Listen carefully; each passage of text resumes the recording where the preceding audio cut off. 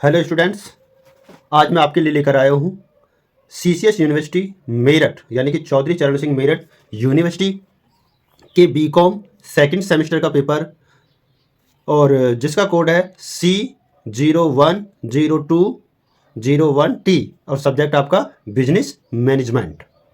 तो हम आज से देखते हैं जो आपका पेपर आता है किस तरीके का आता है। तो इसमें आपका खंड ए में आपके अति लघुत्तरीय प्रश्न हैं और जिनमें आपके 5 प्रश्न करने हैं और प्रत्येक के अंक 3 अंक हैं और जिसका उत्तर आपको अधिकतम 75 शब्दों में लिखना है। तो जो पहला प्रश्न है वो ये है आपका, explain in brief the concept of management, प्रबंध की अवधारणा को संक्षेप में समझाइए। दूसरा प्रश्न है आपका,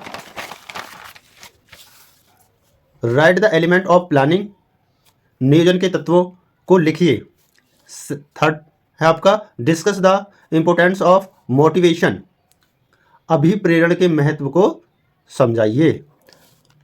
नंबर 4 है, briefly discuss the process of control, नियंत्रण की प्रक्रिया को संक्षेप में समझाइए। प्रश्न number 5, what do you understand by leadership, नेतृत्व से आप क्या समझते हैं। सेक्शन बी यानी कि खंड ब, शॉर्ट आंसर क्वेश्चन है इसमें यानी कि लघुत्तरीय प्रश्न। इसमें क्या करना आपको, attempt any 2 questions out of the following 3 questions, each questions carries 7.5 marks, short answer is required not exceeding 200 words, यानी कि निम्नलिखित 3 प्रश्नों में से किन्हीं 2 प्रश्नों के उत्तर दीजिए। प्रत्येक प्रश्न 7.5 अंकों का है, अधिकतम शब्द यानी 200 शब्दों में लघुत्तर अपेक्षित है। प्रश्न number 6, define centralisation and decentralisation of authority, क्या है इसका मतलब, अधिकारों के केंद्रीयकरण एवं विकेंद्रीकरण को परिभाषित कीजिए। प्रश्न नंबर 7 है, explain the meaning of organisation structure, संगठन संरचना का अर्थ की व्याख्या कीजिए। प्रश्न नंबर 8 है, what are the characteristics of coordination, समन्वय की विशेषताएं क्या हैं। सेक्शन सी खंड से लॉन्ग आंसर क्वेश्चंस यानी कि विस्तृत उत्तरीय प्रश्न।